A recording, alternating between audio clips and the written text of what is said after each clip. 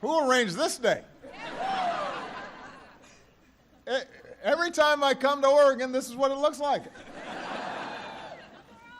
Yeah. It never rains in Oregon, does it?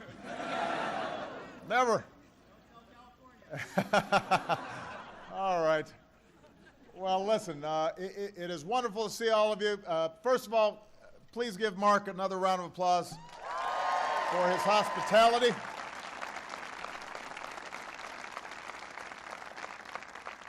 And thanks to everyone at Nike for hosting us today here in Federer Platz. You know, the White House is cool. We've got a basketball court. Actually, it's a tennis court that we repainted some lines when I came into office. So it's a combination basketball tennis court. There is a putting green that President Eisenhower put in. Can you imagine, by the way, if I had put in a putting green?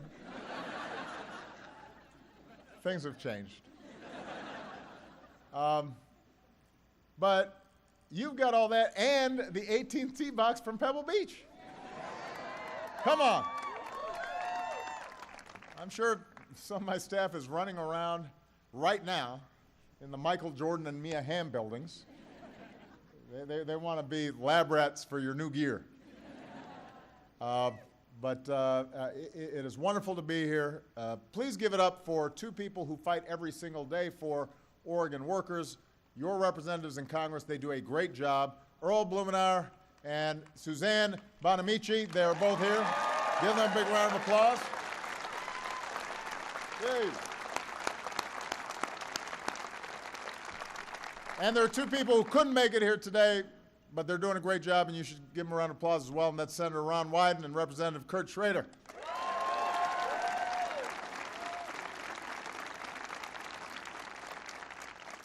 So it is great to be at the world headquarters of such an iconic company. A company that helps athletes succeed from the individual to the world stage. And as you've heard, I've come to Oregon to talk a little bit about trade, which initially may have had some people thinking, what is Mariota going someplace that we didn't know about? Or, yeah. And he's going to be great. He's an outstanding young man. He's going to be terrific. And from Hawaii, by the way. Right on.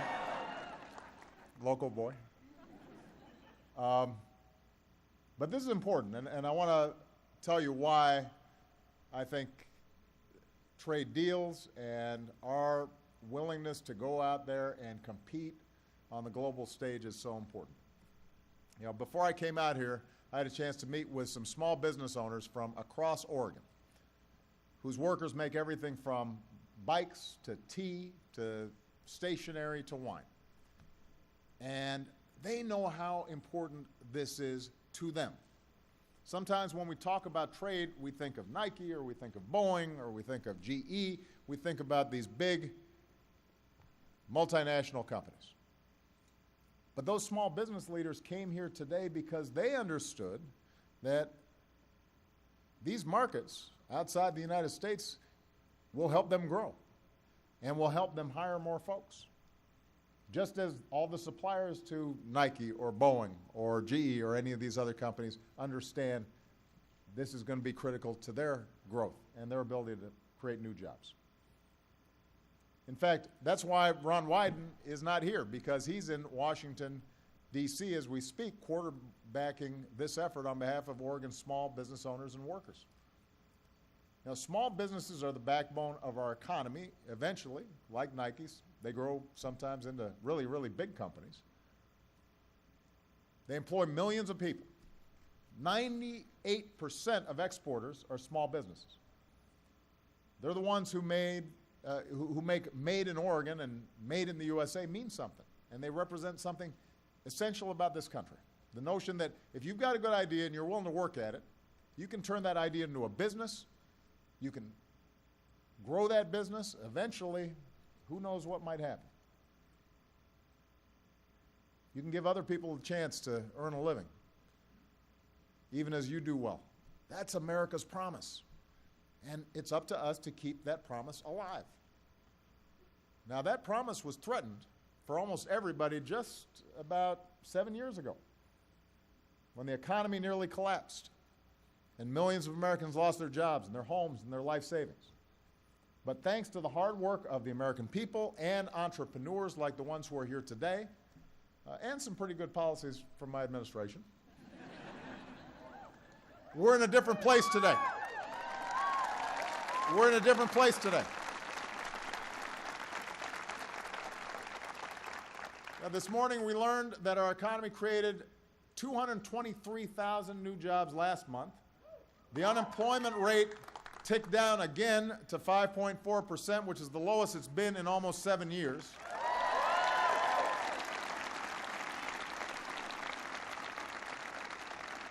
That's 3 million new jobs over the past 12 months, nearly the fastest pace in over a decade. And all told, over the past 62 months in a row, America's businesses have created 12.3 million new jobs. I should add, by the way, 62 months ago is when I signed the Affordable Care Act. So obviously it hasn't done too bad in terms of employment in this country. Just thought I'd mention that.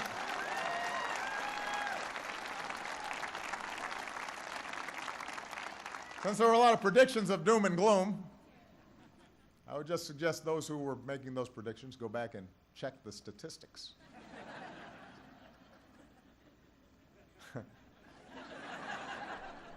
Just saying. So, small businesses deserve a lot of credit for that. In fact, over the past several years, small businesses have created nearly 2 out of every 3 new American jobs. And the question is, how do we build on that success? We've got to be relentless in our efforts to support small businesses who are creating jobs and helping to grow the economy. And that's been the purpose behind many of the policies I've fought for as president. I've cut taxes for small businesses more than a dozen times. I've pushed for investments in infrastructure and faster internet. It's why we've made health care more accessible, affordable, portable, to give people the freedom to change jobs or launch that startup without worrying about losing their health insurance. And passing trade agreements is part of that agenda if those trade agreements are the right kinds of trade agreements. If they make sure that they're growing our businesses and helping American workers by selling goods made in America across the rest of the world. And I've been talking a lot about this lately because I view smart trade agreements as a vital piece of middle-class economics. Not a contradiction to middle-class economics. It's a part and parcel of it. You know, I believe that our country does best when everyone gets a fair shot, everyone does their fair share, everybody plays by the same set of rules. And that means making sure everybody's got a good education. It means making sure that women are getting paid the same as men for doing the same work. It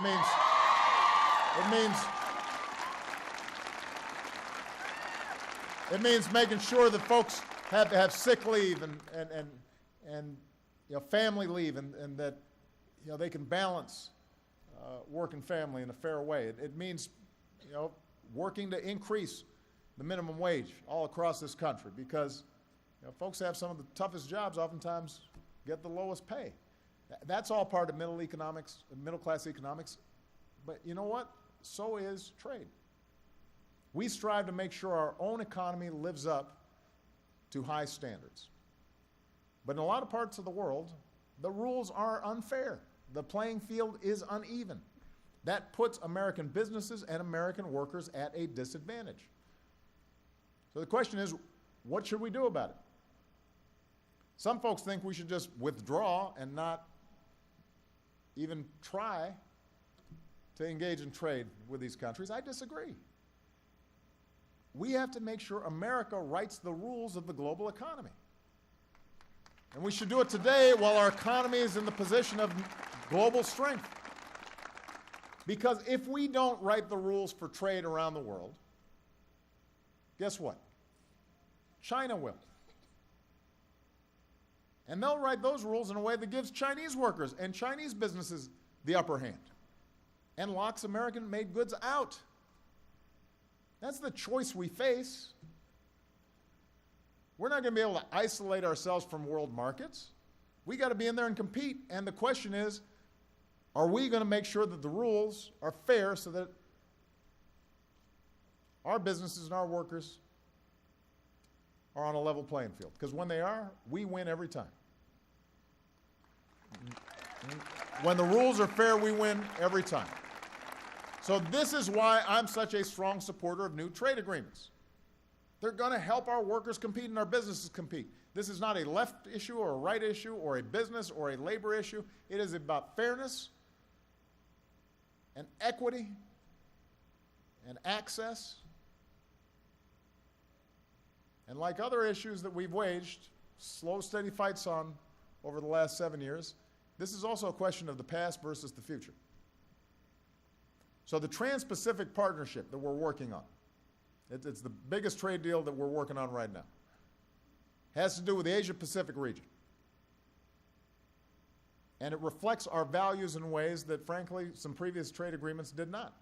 It's the highest standard, most progressive trade deal in history. It's got strong, enforceable provisions for workers, preventing things like child labor.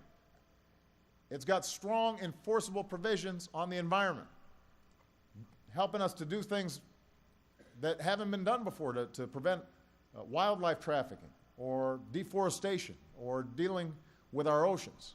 And these are enforceable in the agreement.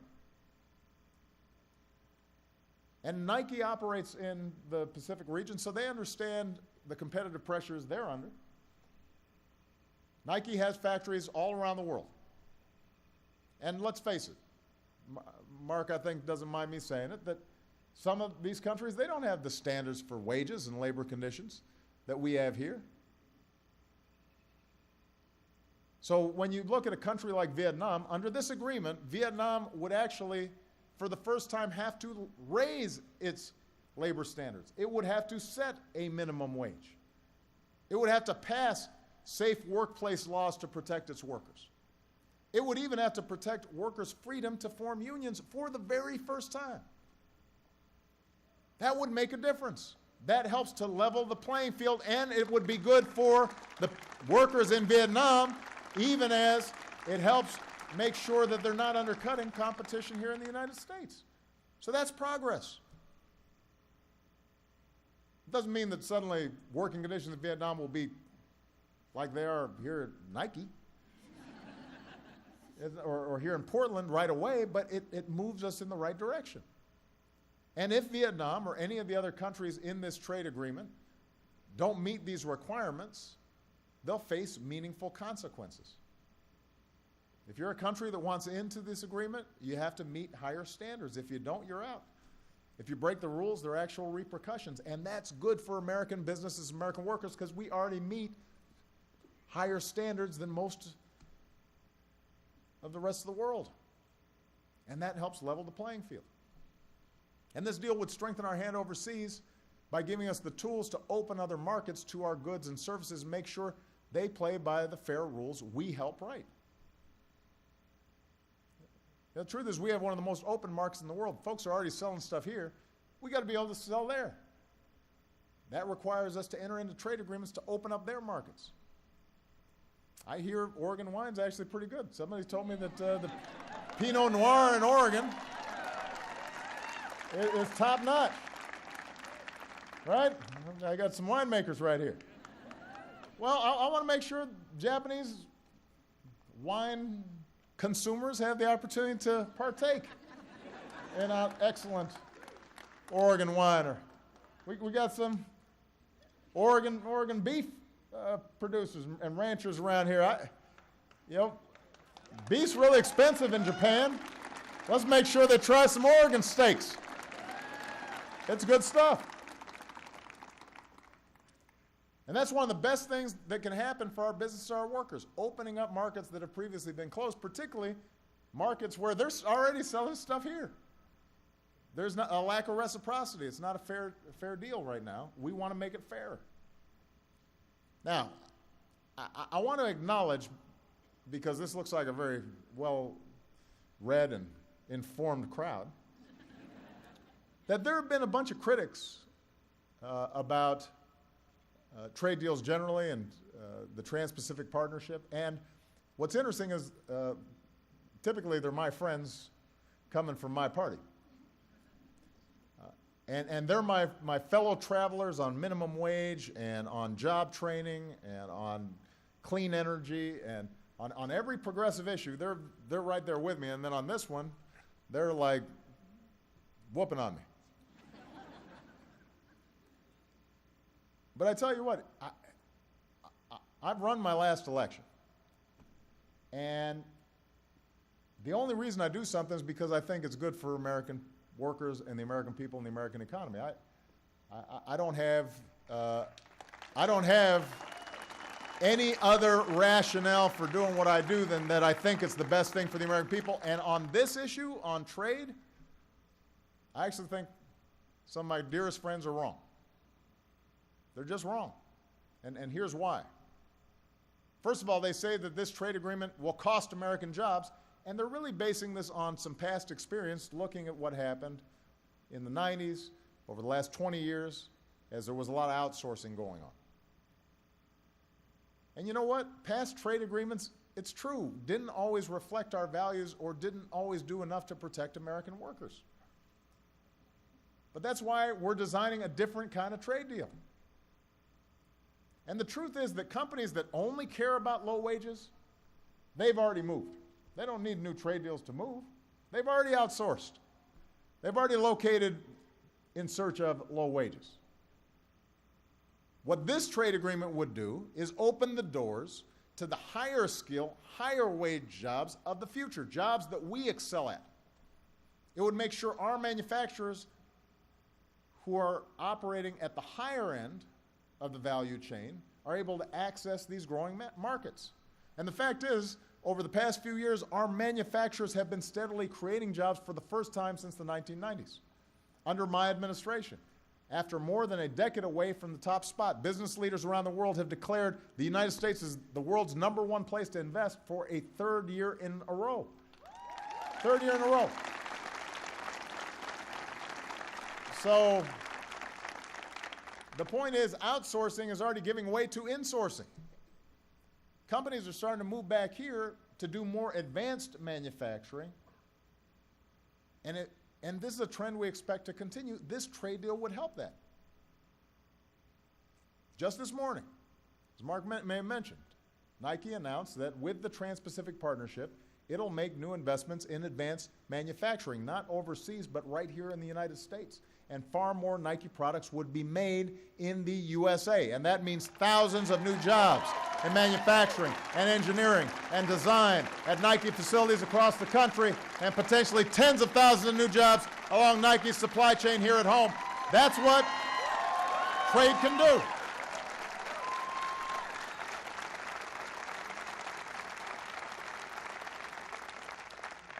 Look, I've spent 6.5 years trying to rescue this economy. 6.5 years of trying to revitalize American manufacturing, including rescuing an American auto industry that was on its back and is now fully recovered. So I would not risk any of that if I thought the trade deals were going to undermine it. The reason I'm for this is because I think it will enhance it and advance it. So that's point number one. Point number two, when you ask folks specifically, what do you oppose about this trade deal? They just say NAFTA. NAFTA was passed 20 years ago. That was a different agreement. And in fact, this agreement fixes some of what was wrong with NAFTA by making labor and environmental provisions actually enforceable. I was just getting out of law school when NAFTA got passed. Number three, you got some critics saying that any deal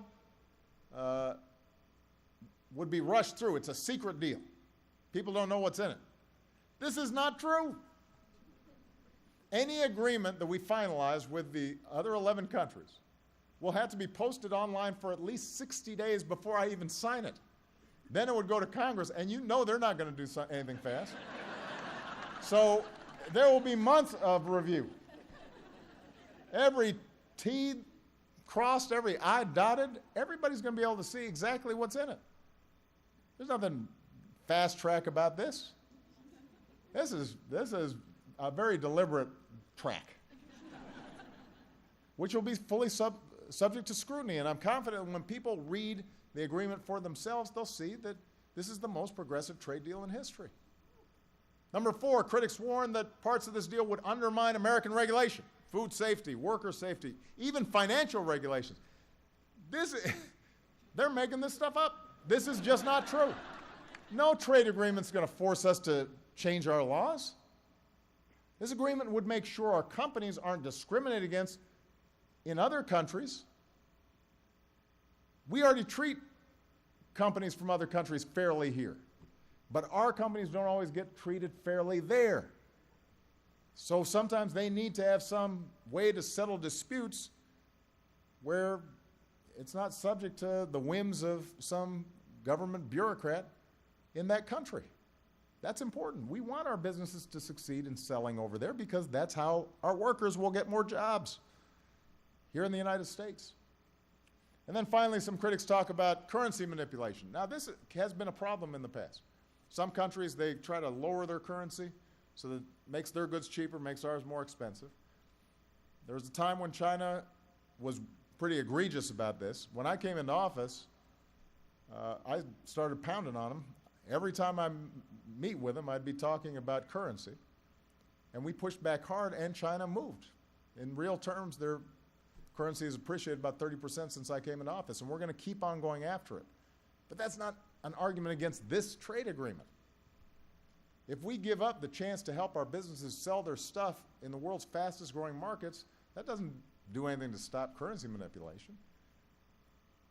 So the fact is, some folks are just opposed to trade deals out of principle, a reflexive principle.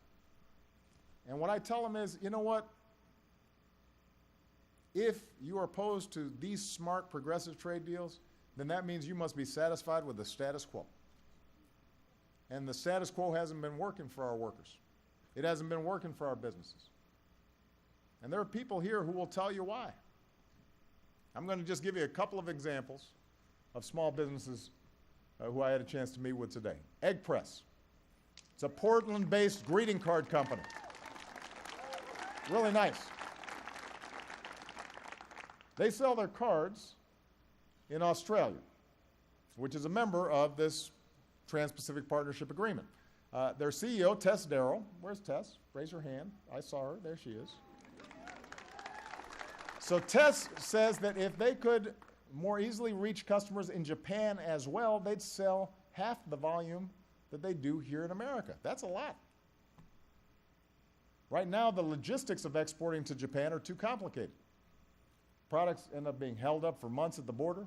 This agreement would help solve some of those problems so Tess can sell more greeting cards in Japan, presumably in Japanese.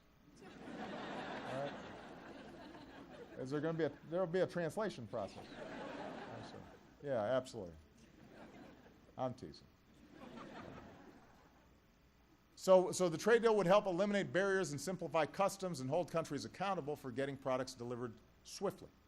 The more Tess sells, the more she can grow, the more she can hire here in Oregon, here in the United States. Oregon Fruit Products makes canned fruits, berries, other products, depends on exports for 20% of its annual sales. Right now it exports to 4 members of this partnership that we're putting together: Japan, Australia, Singapore, and Canada. Unfortunately, selling in these countries right now can mean dealing with unfair rules designed to prevent our products from being offered in their markets. Under this agreement, that would change. Exporting becomes simpler, more consistent. That means more people around the world eating Oregon berries all year long. Very tasty.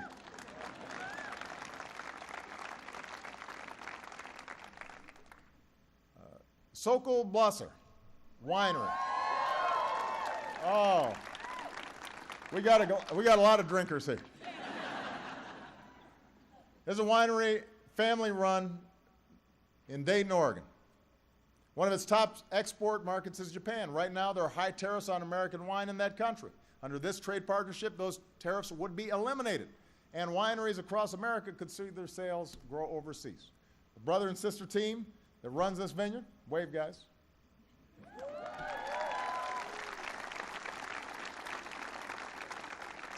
They say if we can make it easier to do business with countries that are already our trading partners, countries that are allies, that's a good thing. They're right. This deal would be a good thing. So let's just do it.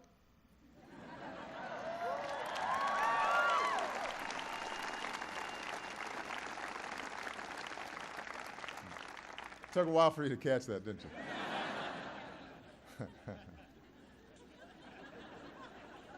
I thought that was pretty obvious. So listen, I know a lot of folks are skeptical about trade. Past trade deals didn't always live up to the hype. Labor and environmental protections weren't always strong enough. I saw for years in Chicago and towns across Illinois, manufacturing collapsing, jobs drying up. Outsourcing is real. Folks didn't just make that up. Some of our manufacturing base shifted over the last 25 years, and it wasn't good for manufacturing, and it wasn't good for those communities, and it wasn't good for workers. That's the truth. It had benefits. Other jobs were created. We got cheaper goods, but there was real displacement and real pain. And so for many Americans, this is not an abstraction. This is real. But we've got to learn the right lessons from that. The lesson is not that we pull up the drawbridge and build a moat around ourselves.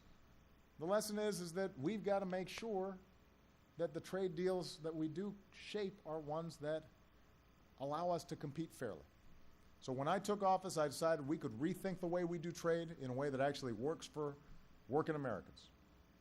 I didn't think this was the right thing to do just for companies. If I didn't think that this was the right thing to do for working families, I would not be fighting for it. If any agreement undercuts working families, I won't sign it. I ran for office to expand opportunity for everybody. The all-American idea that no matter who you are or where you come from or how you started out or who you love, in America you can make it if you try.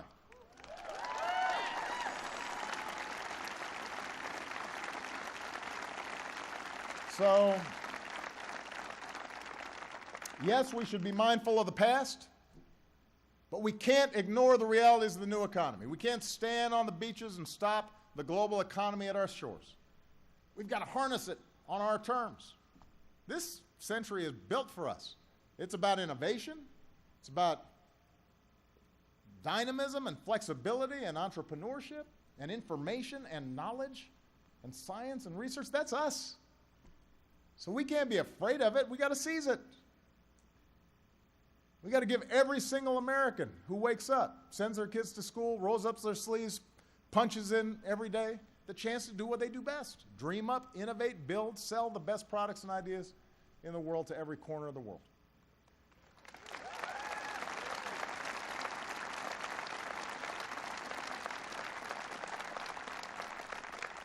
Because Nike, we do not just have the best athletes in the world. We also have the best workers in the world. We also have the best businesses in the world. And when the playing field is level, nobody beats the United States of America. Nobody beats the United States of America. Just do it, everybody. Thank you. God bless you. Thank you, Oregon. Thank you. God bless America.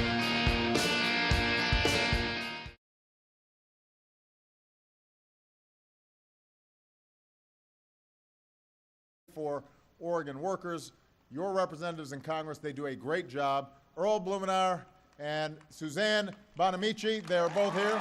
Give them a big round of applause. Yay. And there are two people who couldn't make it here today, but they're doing a great job, and you should give them a round of applause as well, and that's Senator Ron Wyden and Representative Kurt Schrader.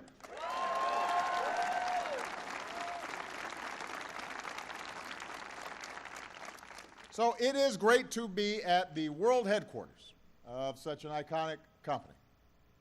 A company that helps athletes succeed from the individual to the world stage. And as you've heard, I've come to Oregon to talk a little bit about trade, which initially may have had some people thinking, what is Mariota going someplace that we didn't know about? Or, yeah. And he's going to be great. He's an outstanding young man. He's going to be terrific. And from Hawaii, by the way. Right on. Well, who arranged this day? Every time I come to Oregon, this is what it looks like. Yeah. But it never rains in Oregon, does it? Never. All right. Well, listen, it is wonderful to see all of you.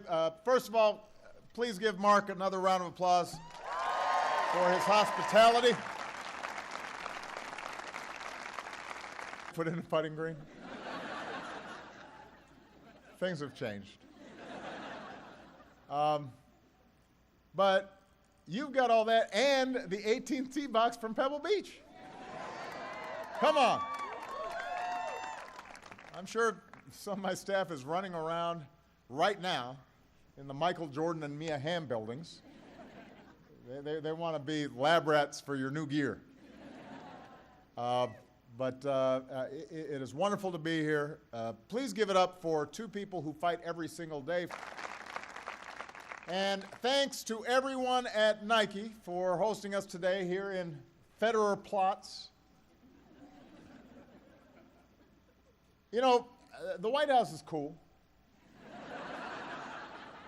We've got a basketball court. Actually, it's a tennis court that we repainted some lines when I came into office. So it's a combination basketball tennis court. There is a putting green that President Eisenhower put in. Can you imagine, by the way, if I had